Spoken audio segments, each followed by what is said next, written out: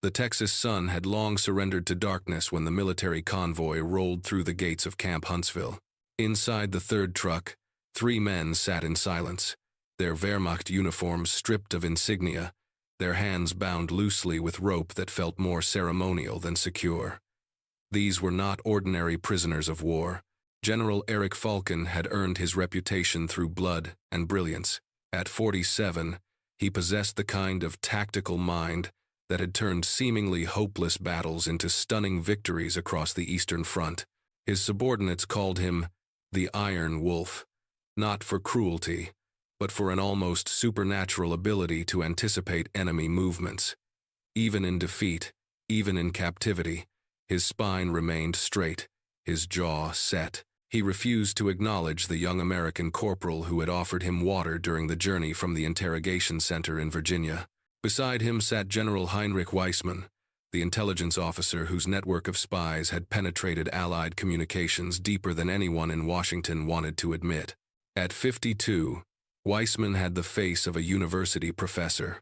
Thin wire glasses, careful eyes, a mouth that seemed permanently pursed in concentration.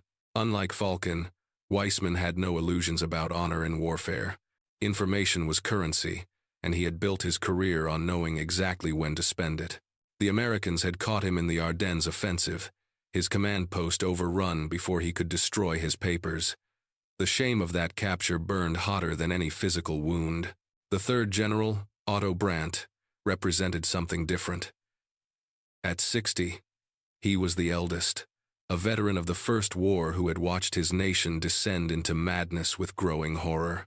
Brandt had commanded armor divisions with competence, if not brilliance, but his real crime, in the eyes of the regime he had served, was conscience. He had protested orders he considered barbaric. He had allowed retreats that saved lives but cost territory. And when captured, he had gone quietly, almost with relief.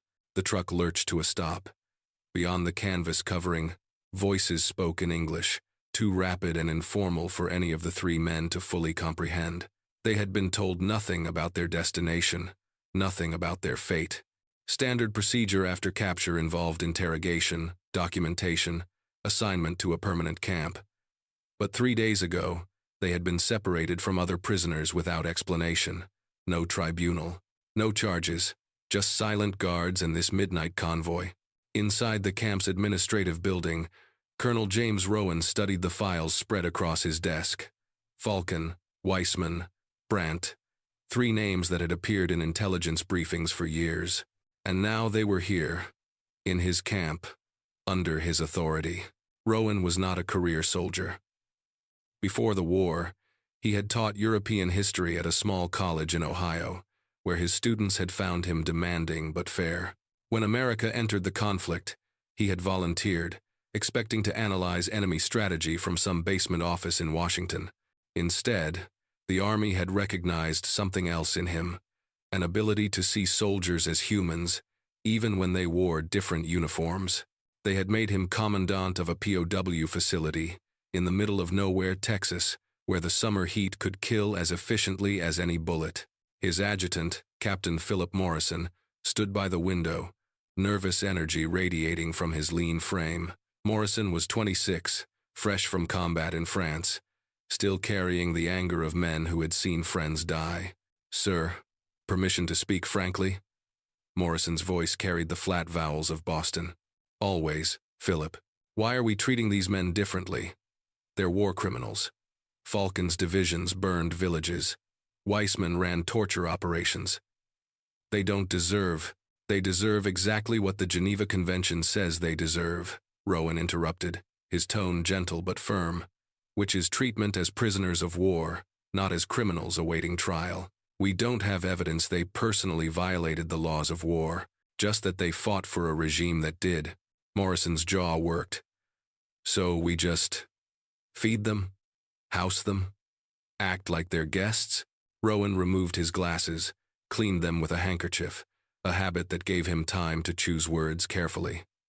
"Philip, do you know what defeats an enemy faster than bullets? Information. And do you know what makes a man share information? Not torture, not threats, but the sudden, Disorienting realization that his enemy is not the monster he was taught to fear. You think they'll break over breakfast?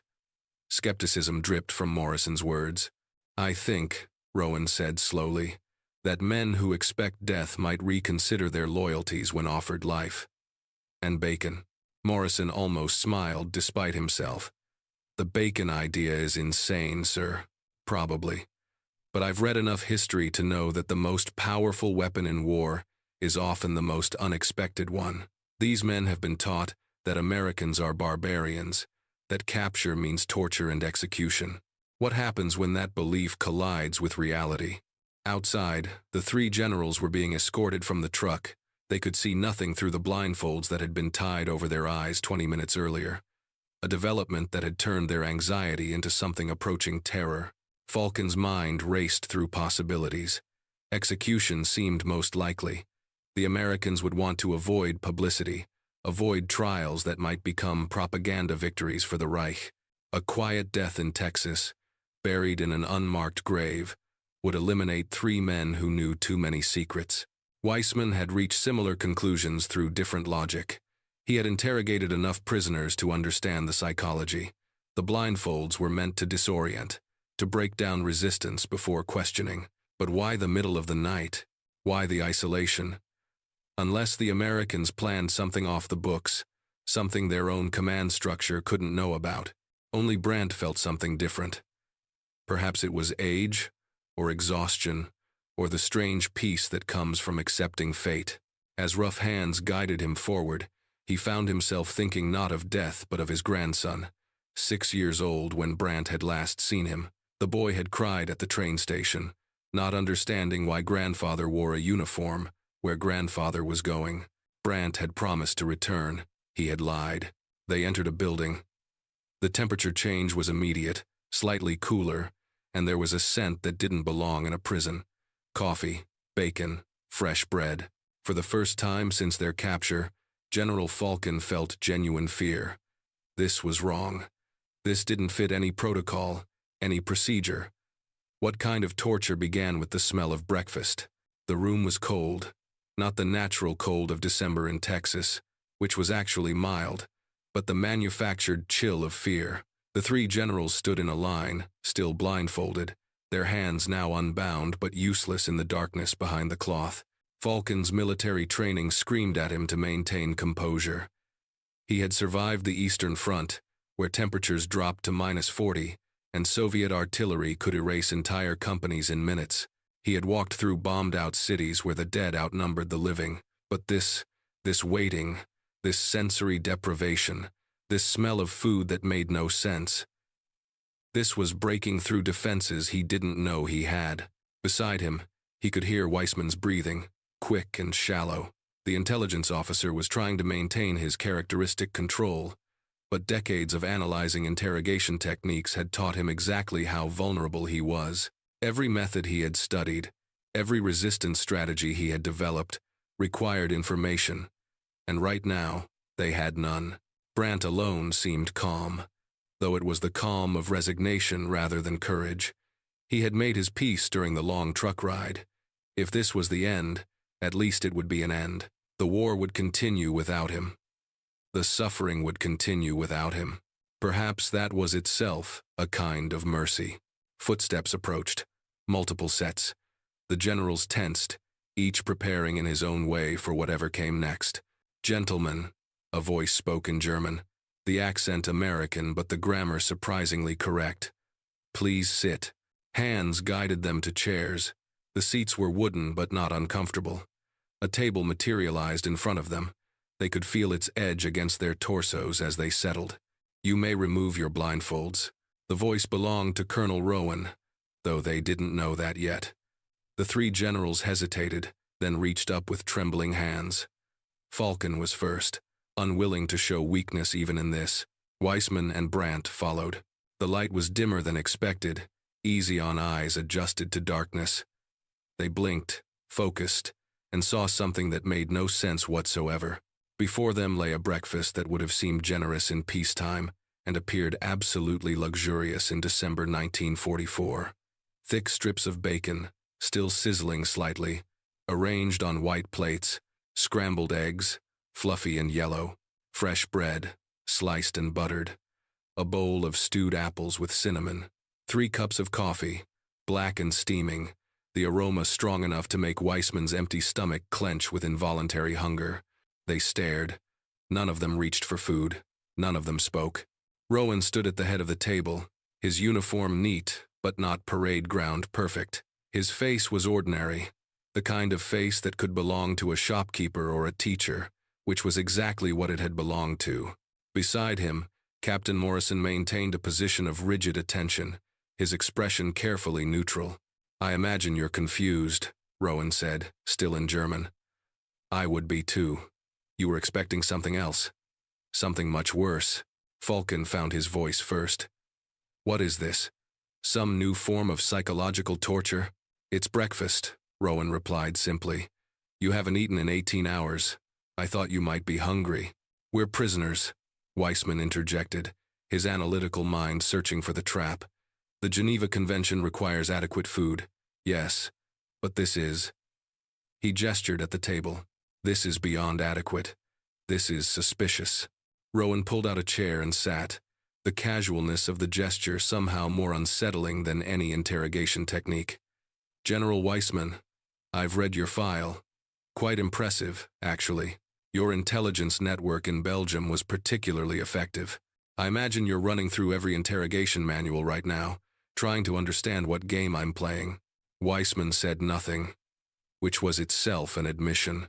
"So let me save you some mental energy," Rowan continued. "This isn't a trick. The food isn't poisoned. I'm not trying to soften you up for torture. We don't do that. This is simply breakfast. In America, we have certain customs. One of them is that we feed our guests. Even—" He paused, choosing words carefully, "even when those guests were recently trying to kill us." Brandt spoke for the first time, his voice rough with emotion. Why? It was the only question that mattered.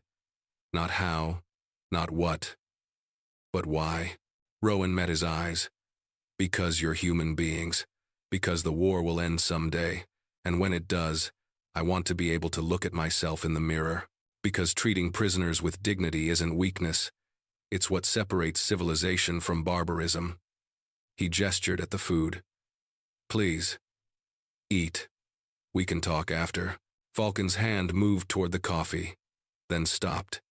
His pride warred with hunger, with thirst, with the simple animal need for hot liquid after days of cold terror.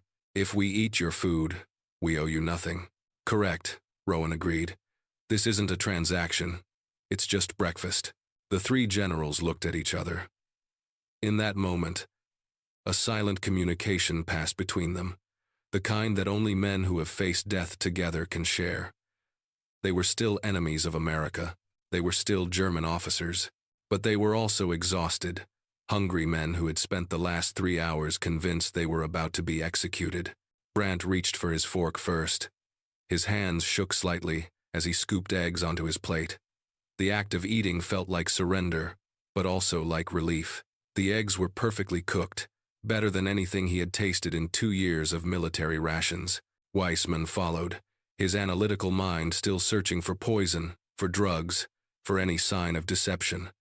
But the bacon was real, crispy and salty, and exactly what bacon should be. He had forgotten food could taste like this.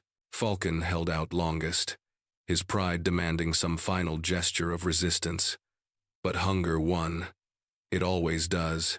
He bit into the bread, and something inside him cracked. Not broke, not yet, but cracked. They ate in silence while Rowan sipped his own coffee and said nothing. Morrison stood rigid, watching, his face revealing nothing of the turmoil beneath. He had lost friends to German artillery. He had walked through French towns where civilians had been murdered, and now he was watching his commanding officer serve breakfast to enemy generals, like they were visiting dignitaries. When the plates were mostly empty, Rowan spoke again. "I want to tell you something true. The war is ending. Maybe not this month, maybe not even this year, but it's ending. Germany is losing. You know this. Your superiors know this. The only question now is how many more people die before it's over." None of the generals argued. They couldn't. The facts were undeniable to anyone not blinded by ideology. So here's what happens next, Rowan continued.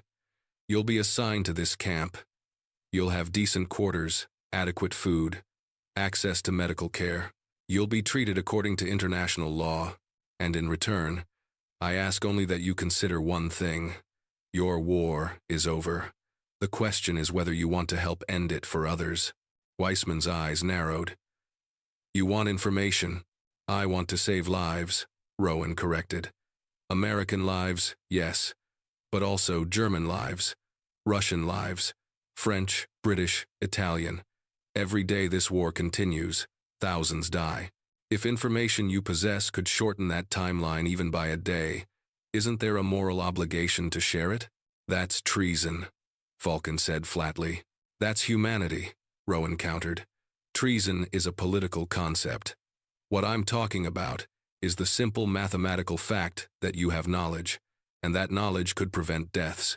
The question isn't whether sharing it would be disloyal to Germany.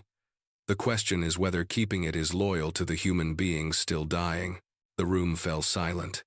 Outside, dawn was beginning to break over the Texas prairie, light creeping through high windows to paint the walls in shades of gold and gray. Brandt pushed his empty plate away. May I speak with my colleagues privately? Rowan stood. Of course. Take all the time you need. There's more coffee if you want it. And General Brandt? He paused at the door. Welcome to Texas. I hope your stay here will be educational. When the door closed behind Rowan and Morrison, the three Germans sat in silence for a long moment. Finally, Weissman spoke. This is the most sophisticated interrogation technique I've ever encountered. Or, Brandt said softly. It's exactly what he said it was. Breakfast. Falcon stared at his empty coffee cup. Somewhere deep in his mind, where ideology had not yet penetrated, a small voice whispered, Asterisk. What if we were wrong about everything? Asterisk. In his office, Colonel Rowan removed his uniform jacket and hung it carefully on the coat rack his wife had given him before deployment. The oak wood had been carved by her father, and touching it now felt like touching home, touching sanity, touching something clean in a world drowning in blood. Captain Morrison paced the narrow space like a caged animal. Sir, with respect, I think you're making a mistake. Rowan lowered himself into his desk chair, suddenly feeling every one of his 43 years. Explain your reasoning. These men are high-value prisoners. Washington will want them interrogated by professionals, not fed bacon and given philosophical lectures about humanity. Morrison's frustration spilled over. You're gambling your career on the assumption that kindness will break them. But what if it doesn't? What if they just see us as weak? Then we've lost nothing except some eggs and coffee, Rowan replied calmly.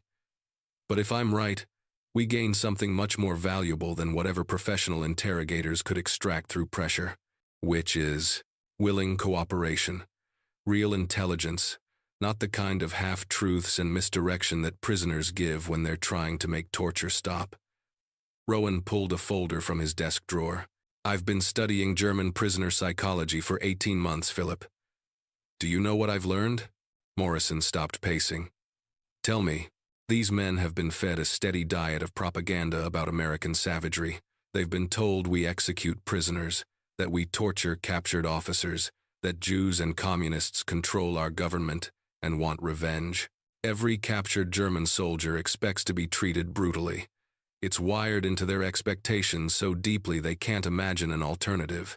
So when their expectations are violated, when instead of torture they receive bacon, it creates cognitive dissonance. The propaganda they've believed starts to crack, and in that crack, doubt grows. Doubt about what else they've been told. Doubt about the war. Doubt about whether the cause they've been fighting for deserves their continued loyalty. Morrison considered this. You're weaponizing kindness. I'm weaponizing truth, Rowan corrected. The truth that Americans, despite our flaws, try to wage war with some measure of morality, that we follow laws even when it's inconvenient, that we see the enemy as human beings who have been misled rather than as monsters who must be destroyed. He leaned forward. Do you know what happens when you treat a man like a human being when he expects to be treated like vermin? What? He starts acting human again. He remembers who he was before the war. And sometimes, not always, but sometimes, he decides that loyalty to humanity is more important than loyalty to a regime. Morrison sat down heavily in the visitor's chair. You sound like a teacher. I was a teacher, Rowan reminded him. And teaching is about understanding human nature, about knowing which buttons to push to open minds rather than close them. He paused. I read your file too, Philip. Before France, you taught Sunday school at your church in Boston. You understand this, you just don't want to. The younger man flinched. Those children hadn't killed anyone. Neither had most of the German soldiers we're fighting. They were drafted, trained, indoctrinated, and sent to war by leaders who lied to them about everything. Yes, some of them committed atrocities. Yes, some of them are true believers in Nazi ideology. But not all, maybe not even most. Rowan's voice softened. Your anger is justified, Philip, but it can't be the only thing we feel, because if we become the monsters they told their soldiers we were, then they were right about us all along. A knock interrupted them. Sergeant Edwin Thatcher entered without waiting for permission, his weathered face grave. Thatcher was a career army man, 50 years old, who had spent his entire adult life in uniform. He treated regulations like scripture, and Rowan like a son who occasionally needed gentle correction. Colonel, the prisoners have finished eating. They're asking to return to their quarters. Together. Thatcher's eyebrows rose fractionally. Not separately, sir. They specifically requested to remain together. Rowan and Morrison exchanged glances. This was significant. Keeping prisoners isolated was standard procedure to prevent them from coordinating stories or reinforcing each other's resistance. The fact that the three generals wanted to stay together suggested they were already engaging in exactly that coordination. Grant the request, Rowan said. Give them the officers' wing, the 3 rooms on the south side. They'll have privacy but guards within calling distance. Sir. Thatcher's tone carried a question he wouldn't voice directly. You think I'm being too lenient, Sergeant? I think you're playing a game I don't fully understand, sir. But I've known you long enough to trust that you understand it. Thatcher's lined face creased into something almost like a smile. Though I'll admit, using bacon as a strategic weapon is a new one on me. After Thatcher left, Morrison stood. Permission to ask a personal question, sir. Granted. Do you actually believe these men can be redeemed? Or is this just about getting information?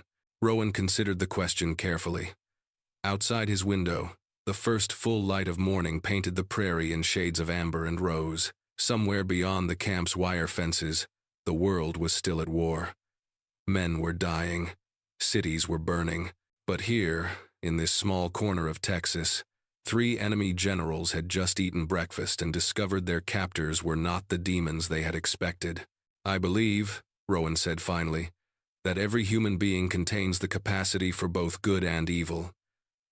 The question is, which side we feed. For the last few years, those 3 men have been fed a steady diet of hatred, lies, and dehumanization. I'm offering them something different. Whether they take it, whether it changes them, whether it produces useful intelligence, those are secondary questions. The primary question is whether we remain civilized while fighting barbarians, and the only way to answer that question is to actually be civilized. Morrison nodded slowly. The bacon really was just bacon. The bacon really was just bacon, Rowan confirmed. Everything else is what they choose to do with that fact. In their quarters, the 3 generals sat in silence. The rooms were Spartan but adequate. A bed, a desk, a chair, a small window looking out on the exercise yard where other prisoners walked in supervised groups. It was nothing like the luxury they had known as senior officers, but it was nothing like the hell they had expected either. Falcon stood by the window, his reflection ghostly in the morning light. Behind him, Weissman and Brandt occupied the room's 2 chairs, their postures revealing the exhaustion that adrenaline had previously masked. This is a tactic, Falcon said finally, his voice flat. A sophisticated one. I'll grant them, but still a tactic. They feed us. They speak of humanity and Geneva Conventions. They create an atmosphere of trust. And then, when we're comfortable, when our guard is down, they extract what they want. Perhaps, Weissman replied, his analytical mind still processing variables.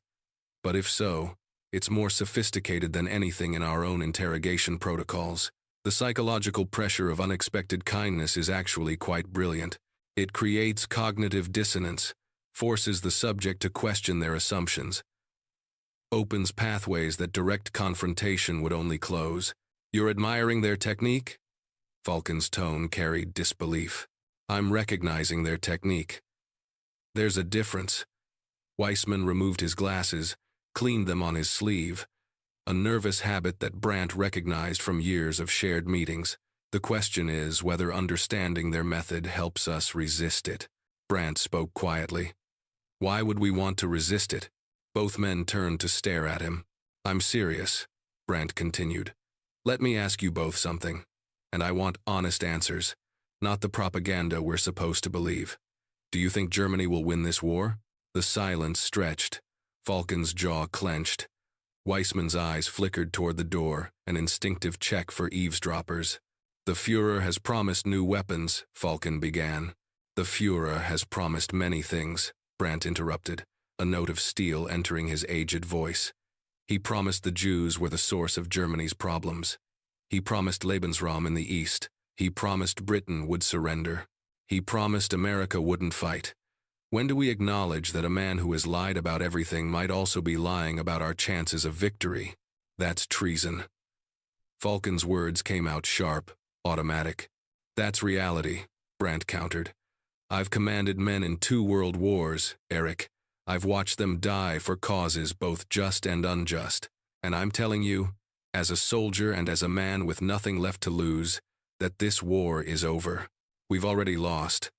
The only question is how many more people die before Germany admits it. Weissman leaned back, a strange expression crossing his face. You sound like the American colonel. No, Brandt said softly. The American colonel sounds like what I used to believe before the party taught me to stop thinking and start obeying. He sounds like the man I was in 1915, before I learned that questioning orders was dangerous, before I learned that conscience was weakness. Falcon turned from the window, his face rigid with control. So what are you suggesting?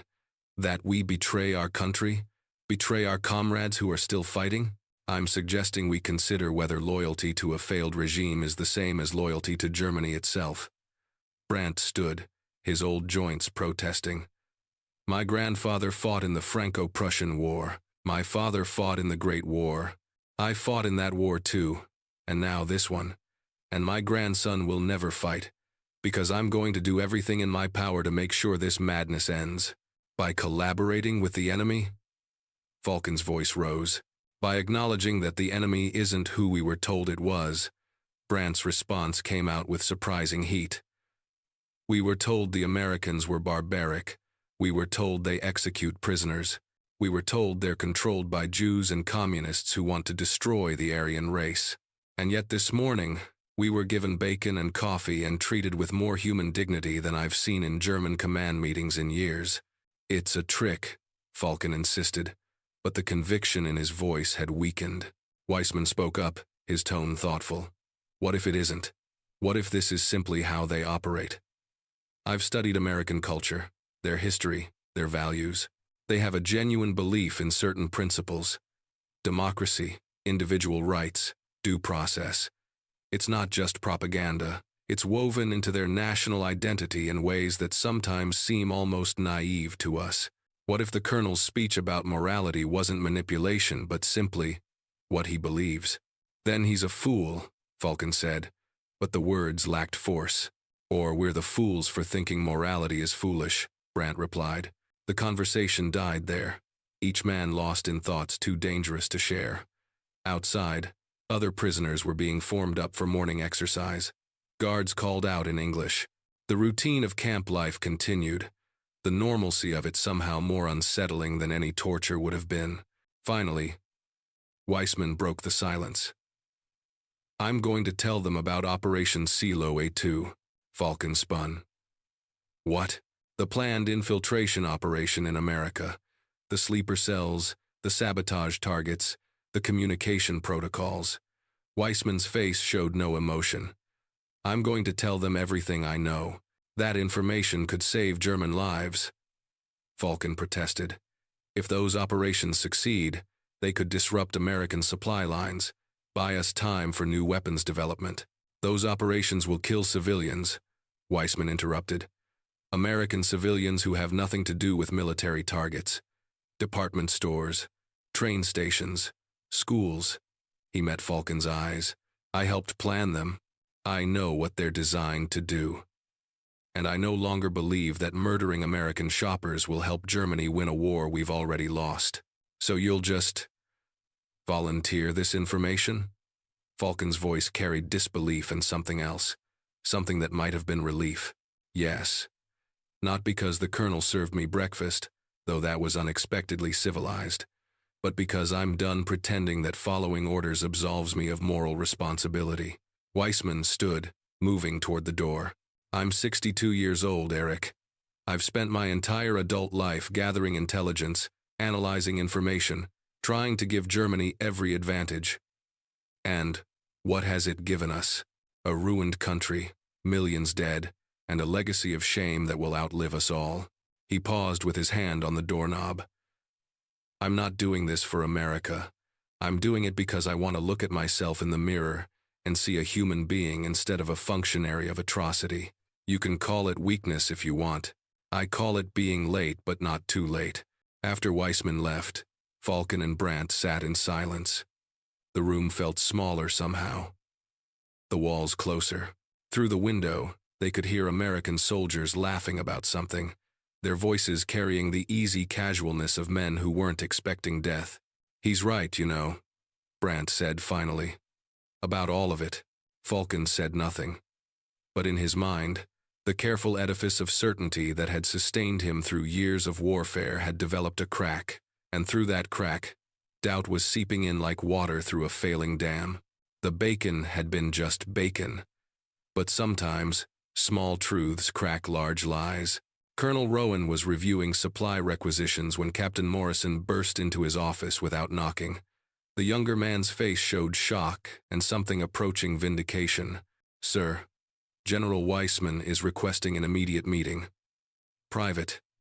He says he has information regarding active German operations on American soil. Rowan set down his pen carefully, hiding the surge of emotion beneath professional calm.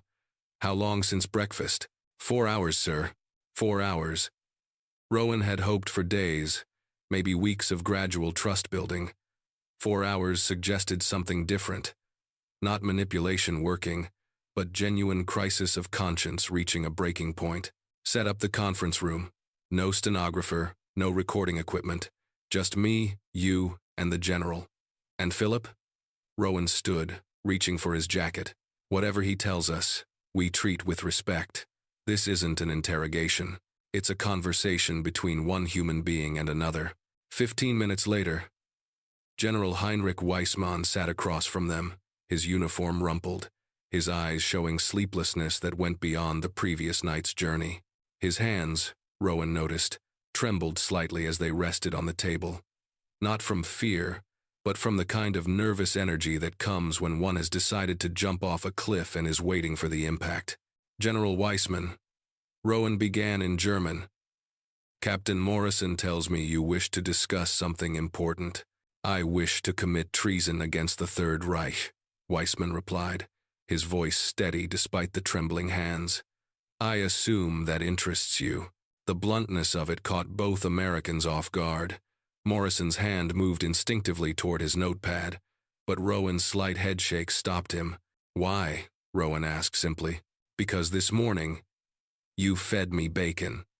Weissmann's slight smile held no humor. That sounds absurd, doesn't it? A senior intelligence officer decides to betray his country because of breakfast. But it's true. In a way, not the bacon itself, but what it represented. He leaned forward. I've studied interrogation psychology my entire career, Colonel. I know every technique for extracting information from unwilling subjects: deprivation, disorientation, physical pressure, psychological manipulation. And, do you know what I've never seen in any German manual? Tell me. Simple human kindness as a strategic tool. We categorize it as weakness, as something to exploit in others but never practice ourselves. When I walked into that warehouse expecting execution and found breakfast instead, my first thought was that you were attempting the most sophisticated interrogation technique I'd ever encountered. My second thought, he paused. My second thought was that maybe you were just being decent. And if you were just being decent, then everything I've been told about America, about this war, about what we're fighting for, all of it might be a lie. Morrison interrupted. So you're betraying Germany because we were nice to you? I'm betraying the Nazi regime because I can no longer pretend that following orders absolves me of moral choice, Weissman corrected. There's a difference. Germany, the country, the people, the culture. I love. The government that has hijacked that love and turned it into a weapon of mass murder? That I'm done serving. Rowan studied the older man's face, seeing exhaustion and resolution in equal measure. What do you have to tell us? What followed was a 3-hour debriefing that would later be classified at the highest levels of American intelligence. Weissman laid out Operation Siloe. 2. A network of sleeper agents planted throughout the United States years before the war. Not the crude saboteurs who had been caught and executed early in the conflict, but sophisticated operatives with deep cover identities, real jobs, American families. The targets weren't military, they were psychological. Department stores during Christmas shopping, schools, movie theaters. The goal wasn't to damage America's war capacity, but to spread terror, to make American civilians feel unsafe in their own country, to create pressure for a negotiated peace. How many operatives? Rowan asked, his voice carefully neutral. 37 that I know of. There may be more. The network was compartmentalized for security, but I can give you names, locations, communication protocols, everything I have. And the timeline? When are these attacks planned? Weissman hesitated. That's the problem. I was in the field when captured. My last briefing was 6 weeks ago. The operation was scheduled to begin sometime in January, but I don't know the specific date. Could be weeks from now, could be days. Morrison had started taking notes despite Rowan's earlier instruction. His hand moved quickly across the page, capturing names and details that might save hundreds of lives. Why tell us this? Rowan pressed. Not just the philosophical answer about moral responsibility. The real answer. What changed? Weissman was quiet for a long moment. When he spoke, his voice carried the weight of years. I have a daughter, Charlotte. She's 23 now, living in Dresden with her mother. My ex-wife, actually. She left me years ago when she discovered what kind of work I really did. Charlotte hasn't spoken to me since she was 16, since she learned that her father tortured prisoners for information. He looked at his hands. This morning, eating your bacon, drinking your coffee, I realized something. If Charlotte were here, if she could see how you treated us, she might speak to me again. Not because you're Americans, but because you demonstrated that it's possible to be a soldier without being a monster. And I thought, maybe if I do this, maybe if I help stop an operation designed to murder schoolchildren, maybe somehow she'll learn about it. Maybe she'll know that her father, at the end, chose to be human. The room fell silent. Outside, guard shifts changed with military precision. Life in the camp continued its routine rhythms, unaware that in this small room, the course of the war had just shifted slightly. Finally, Rowan spoke. General Weissman, on behalf of the United States Army, I accept your cooperation. We'll need detailed debriefings, maps, everything you can remember. This will take days, maybe weeks. Are you prepared for that? I'm prepared for whatever comes, Weissman replied. Though I have one request. Name it. Don't tell Generals Falcon and Brandt what I've done. Not yet. Let them make their own choices without the pressure of knowing I've already chosen. They deserve that much. Rowan nodded. Agreed. Though I suspect General Brandt may make a similar choice soon. And Falcon? General Falcon, Rowan said carefully, is still fighting a war he knows is lost. That kind of devotion doesn't break easily. But sometimes the cracks start small. He stood, extending his hand across the table. Thank you, General. You may have just saved hundreds of lives. Weissman shook the offered hand, the gesture feeling like the closing of one chapter and the opening of another. Thank you for the bacon, Colonel. I never thought such a small thing could change so much. After Weissman was escorted to a separate secure facility for detailed debriefing, Morrison turned to Rowan with something approaching awe. Sir, that was extraordinary. Your theory actually worked. Don't give me too much credit, Rowan replied, suddenly feeling tired. I gave him breakfast and treated him like a human being. He did the hard part, choosing to be human in return. That's not manipulation, Philip. That's just what happens when you stop treating people like enemies and start treating them like people. Do you think the others will follow? Rowan moved to the window, watching the camp go about its business. Somewhere out there, Generals Falcon and Brandt were wrestling with their own consciences, their own doubts. Brandt will, he said with certainty. He's already made peace with betraying the regime. He just needs time to work out the details. As for Falcon, Rowan paused. Falcon is the interesting case. He's a true believer, but he's also a man of honor. And sometimes, honor demands betraying false loyalty to serve true principle. We'll see which kind of honor he chooses. That evening, as the Texas sun painted the western sky in shades of fire, 3 American intelligence officers arrived from Washington. They spent the night reviewing Weissman's information, cross-referencing it with existing intelligence, building a picture of a threat they had barely imagined.